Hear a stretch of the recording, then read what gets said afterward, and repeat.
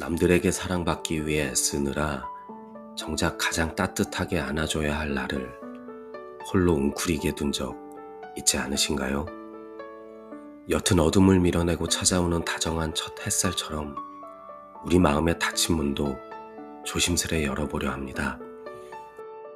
살다 보면 애써 내민 진심이 거절당하고 예기치 못한 소낙비에 홀로 젖어야 하는 날들이 있죠. 그럴 때면 문득 내 자신이 한없이 초라하고 작게 느껴지기도 합니다. 하지만 오늘 우리가 함께 나눌 나태주 시인의 문장들은 조금 다른 이야기를 들려줍니다. 당신을 아프게 했던 그 차가운 거절과 서툰 실패들이 사실은 세상에 단 하나뿐인 당신을 가장 아름답게 꽃피우기 위한 따뜻한 축복이었음을 말이죠. 자, 이제 웅크렸던 당신의 어깨에 깊고 다정한 숨을 불어넣어줄 시간입니다. 우리는 내 인생의 무대에서 늘 딩동댕이라는 경쾌한 합격음만 울리기를 바랍니다. 하지만 시인은 가만히 등을 토닥이며 말하죠. 아무런 상처 없이 얻어진 기쁨에는 삶의 진짜 향기가 배어있지 않다고요. 지금 당신이 걷는 길이 유난히 고단하고 외롭다면 그것은 당신이 누구의 것도 아닌 나만의 궤적을 그리며 살아 숨쉬고 있다는 가장 벅찬 증거입니다. 땡을 맞아보지 않은 사람은 딩동댕의 소중함을 모른다. 전국 노래자랑이라는 장수 프로그램에서 국민 MC로 오랫동안 사랑받았던 송혜 씨는 이런 유명한 말을 했습니다. 땡을 맞아보지 않고서는 딩동댕의 의미를 알 수 없다. 거절을 당해봐야 통과된 순간의 기쁨을 알 수 있다는 말입니다. 마이너 없는 메이저는 없습니다. 우리 인생도 마찬가지입니다. 고통 없는 인생은 없습니다. 너와 함께라면 인생도 여행이다라는 시집에 이런 시를 썼습니다. 버림받은 마음일 때에만 들리는 소리가 있다. 힘들고 지치고 고달픈 날들, 너도 부디 나와 함께 인생은 고행이 아니라 여행이라고 생각해주면 좋겠구나. 이 여행길에서 만나는 가장 아픈 순간은 거절일지도 모릅니다. 하지만 나태주 시인에게 거절은 타인이 규정한 삶에서 벗어나 오직 나만이 쓸 수 있는 시를 낳게 한 산파였습니다. 거절해줘서 고마워요. 내가 처음 시를 쓰게 된 계기는 이루지 못한 첫사랑 때문이었습니다. 처음 쓴 시가 연애시였던 셈입니다. 그 시를 연모하던 한 여학생에게 보냈는데 답장은 여학생의 아버지로부터 받았습니다. 이런 내용이 적혀 있었습니다. 편지 잘 받았네. 그런데 학생이 공부는 하지 않고 이런 편지나 쓰면 되겠는가? 서천읍내에 한번 나오면 내가 만나주겠네. 놀라서 곧장 편지를 잘게 찢어 풀숲에 버렸습니다. 사범학교를 졸업한 후 초등교사가 되어 근무하다가 26살에 나는 다시 새로운 사랑을 하게 됐습니다. 같은 학교에서 근무하던 한 여선생님이었습니다. 그때도 다시 혹독하게 거절당했습니다. 그리고 쓴 시가 신춘문예에 당선되어 나를 시인의 길로 초대한 대숲 아래서란 시입니다. 시련의 아픔이 녹아있는 시였습니다. 어제는 보고 싶다 편지 쓰고 어젯밤 꿈엔 너를 만나 쓰러져 울었다. 자고 나니 눈두덩엔 메마른 눈물 자국. 모두가 내 것만은 아닌 가을. 해지는 서녁 구름만이 내 차지다. 그 시절에 눈물과 고통이 없었더라면 오늘의 나는 아마 존재하지도 않았을 겁니다. 거절당한 것이 때로는 인생의 축복이 될 수도 있습니다. 거절당한 덕분에 우리는 비로소 알게 됩니다. 내가 누군가의 대안이 아니라 이 세상에 단 하나뿐인 절대자라는 사실을요. 타인의 시선이라는 좁은 틀에서 벗어나 당신의 장점뿐만 아니라 결점과 좌절까지도 뜨겁게 사랑해 보십시오. 너를 아껴라. 내가 가진 것을 아껴라. 해와 달이 하나이듯이 세상에 너는 너 하나. 너 이전에도 너는 없었고 너 이후에도 너는 없을 너는 너 하나. 많은 꽃과 나무 가운데 똑같은 꽃과 나무는 하나도 없듯이 세상에 많은 사람 가운데 너는 너 하나. 하나밖에 없는 소중한 존재.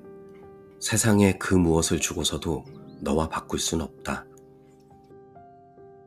세상을 다 주고서도 너를 대신할 순 없다.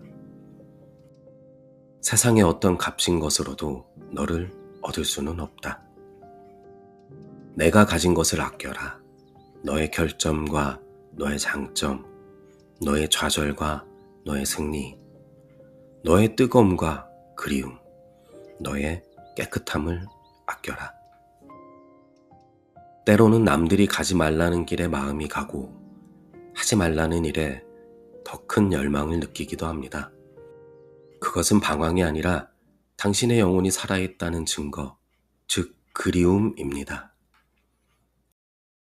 그리움. 가지 말라는데 가고 싶은 길이 있다. 만나지 말자면서 만나고 싶은 사람이 있다. 하지 말라면 더욱 해보고 싶은 일이 있다. 그것이 인생이고 그리움. 바로 너다. 세상을 대하는 가장 현명한 태도는 무엇일까요? 예기치 못한 불운을 원망하기보다 그 불운 속에 묻어온 바람과 새소리를 발견하는 긍정의 힘입니다. 시인은 소낙비조차 인생의 아름다운 조각으로 받아들입니다. 인생. 화창한 날씨만 믿고 가벼운 옷차림과 신발로 길을 나섰지요. 향기로운 바람, 지저귀는 새소리 따라 오솔길을 걸었지요. 멀리 갔다가 돌아오는 길, 막판에 그만 소낙비를 만났지 뭡니까? 하지만 나는 소낙비를 나무라고 싶은 생각이 별로 없어요. 날씨 탓을 하며 날씨한테 속았노라 말하고 싶지도 않아요. 좋았노라, 그마저도 아름다운 하루였노라 말하고 싶어요. 소낙비 함께 옷과 신발에 묻어온 숲속의 바람과 새소리. 그것도 소중한 나의 하루, 나의 인생이었으니까요. 허황된 꿈 대신 지금 발 딛고 있는 이곳에서 내가 할 수 있는 작은 소망들을 하나씩 이루어가는 삶. 시인의 소박하지만 단단한 삶의 궤적이 우리에게 큰 울림을 줍니다. 3가지 소원. 청년 시절 내게는 3가지 소원이 있었습니다. 첫 번째는 시인이 되는 것. 두 번째는 예쁜 여자와 결혼하는 것. 세 번째는 공주에서 뿌리를 내리고 사는 것이었습니다. 이후 신춘문예의 시가 당선되어 시인이 되었고 지금껏 시를 쓰며 살고 있으니 첫 번째 소원은 이룬 셈입니다. 그 다음으로 많은 여자에게 거절당했지만 결국 한 여성을 만나 결혼해 아들과 딸을 얻었으므로 두 번째 소원도 이루어졌지요. 마지막으로 고향은 충남 서천이지만 40년이 넘도록 현재까지 공주에 살고 있으니 세 번째 소원도 성취했다고 할 수 있습니다. 허황한 꿈을 꾸지 않은 덕분에 나는 내 노력으로 꿈을 다 실현할 수 있었습니다. 청년 시절 품었던 구체적인 소망 덕분입니다. 새로운 하루가 시작되었습니다. 혹시 지금 어두운 터널을 지나고 있다면 기억하십시오. 계절이 바람의 방향을 바꾸듯 당신의 불운도 곧 행운으로 그 방향을 틀 것입니다. 어려운 시절은 곧 지나갑니다. 계절이 바람의 방향을 바꾸듯 불운은 어느 날 행운이 되어 찾아올 겁니다. 부디 힘내시길 바랍니다. 어딘가 내가 모르는 곳에 보이지 않는 꽃처럼 웃고 있는 너 한 사람으로 하여 세상은 다시 한번 눈부신 아침이 되고, 어딘가 내가 모르는 곳에 보이지 않는 풀잎처럼 숨쉬고 있는 나 한 사람으로 하여 세상은 다시 한번 고요한 저녁이 온다. 가을이다. 부디 아프지 마라. 당신이 내딛는 오늘의 한 걸음이 새로운 끝을 만드는 위대한 시작이 되기를 저 정북이 멀리서 빌겠습니다. 시대의 문장들이 당신의 관성에게 질문을 던집니다. 정북, 책의 문장으로 당신의 삶에 깊은 숨을 불어넣습니다. 당신과 함께 걷는 이야기, 정북이었습니다. 고맙습니다.